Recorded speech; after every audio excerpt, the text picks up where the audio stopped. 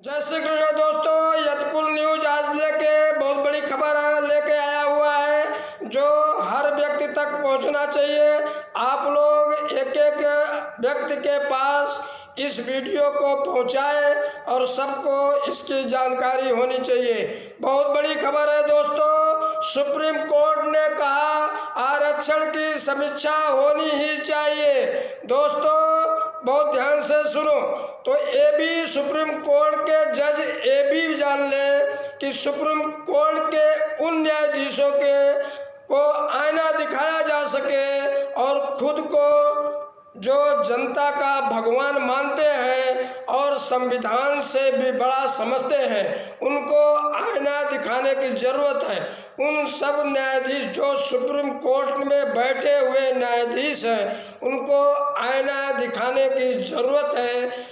सभी जनता जागरूक हो और इसको ज़्यादा से ज़्यादा फैलाए और एकजुट हो करके इसकी आवाज़ को उठाए। दोस्तों जब भी वोट देने जाना, जब भी कोई भी वोट देने जाना, अपनी बहुमूल्य वोट को डालने जाना, तब इसको एक बार सुन करके ज़रूर जाना मेरे भाई बहनों।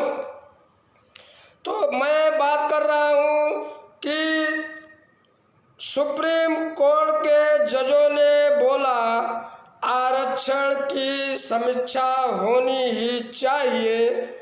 तो पहला पॉइंट हमारा है सुप्रीम कोर्ट के जजों से। ये जितने पॉइंट मैं बात कर रहा हूँ ये सुप्रीम कोर्ट के बैठे जज साहिबों से सवाल है। पहला सवाल है, लेकिन इस बात की भी समीक्षा होनी चाहिए कि आखिर क्यों 70 साल में अनुसूचित जाति के श्री के रामास्वामी, श्री के जी बालकृष्णन, श्री बी सीरे, श्री ए वरदराजन सिर्फ 4 ही लोग सुप्रीम कोर्ट में जज बन पाए और ओबीसी के जज भी केवल 2 ही बन पाए। इसकी भी समीक्षा होनी चाहिए कि इतना कम संख्या में 90% माइनॉरिटी के लोग जज क्यों बन पाए। दूसरा सवाल है 70 साल में अनुसूचित जाति का एक भी व्यक्ति सुप्रीम कोर्ट में जज नहीं बना है, इसकी भी समीक्षा होनी चाहिए। तीसरा सवाल है सुप्रीम कोर्ट में आखिर एक ही जाति का वर्चस्व क्यों है, इसकी भी समीक्षा होनी चाहिए। चौथा सवाल है संविधान के आर्टिकल 12 के अनुसार सुप्रीम कोर्ट को राज्य माना जाना चाहिए।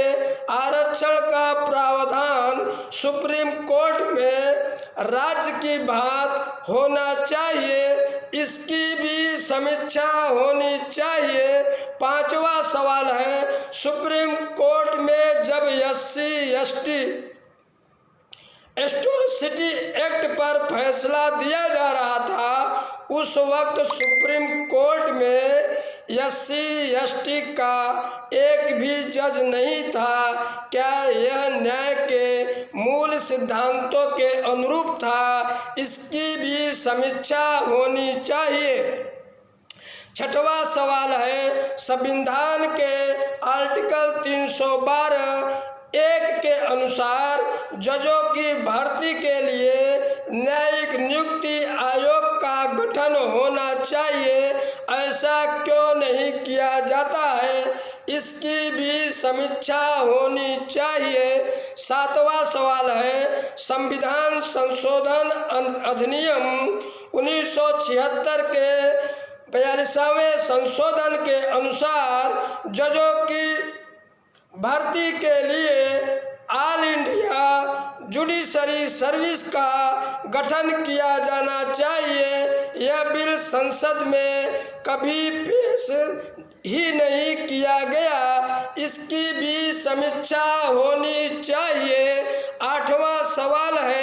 संविधान के आर्टिकल 229 के अनुसार कर्मचारियों एवं अधिकारियों के मामले में उच्च न्यायालय अपने आप को राज्य मानता है और राज्य के अनुसार आर्टिकल 15(4), 16(4) और 16(4) का पालन क्यों नहीं किया जाता है, इसकी भी समीक्षा होनी चाहिए।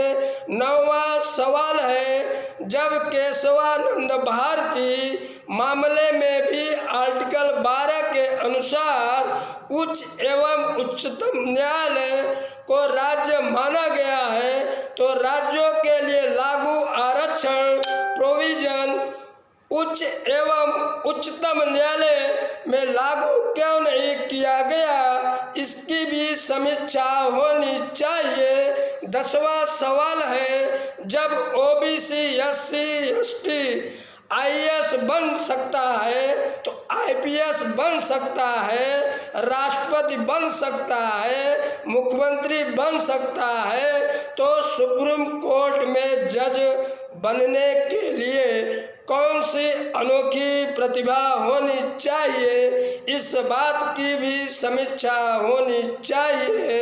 11वां सवाल है, यदि सुप्रीम कोर्ट में जज बनने के लिए मेरिट ही आवश्यक है तो ऑल इंडिया जुडिशरी सर्विस का गठन करके खुली प्रतियोगिता में भाग क्यों नहीं लेते, इसकी भी समीक्षा होनी चाहिए कि आर्थिक रूप से कमजोर लोगों के लिए 10% आरक्षण के संवैधानिक प्रावधान के अनुसार दिया गया, इसकी भी समीक्षा होनी चाहिए। दोस्तों, इस वीडियो को बहुत ही ज़्यादा से ज़्यादा लोगों तक पहुँचाएं और ताकि अधिक से अधिक लोग इस मुहिम में शामिल हो सके और सुप्रीम कोर्ट के उन न्यायाधीशों को आईना दिखाया जा सके जो खुद को देश की जनता का भगवान और संविधान से भी बड़ा समझते हैं। मेरे भाई बहनों, इस वीडियो को हर 90% व्यक्तियों तक पहुंचाना आपका हमारा कर्तव्य है, जिससे जागरूकता बढ़े और इस अभियान को बहुत तेजी से चलाया जाए और इन न्यायाधीश लोगों से ये सवाल पूछा जाए। बस इसी के साथ यदकुल न्यूज अपनी बात को ख़त्म कर रहा है। जय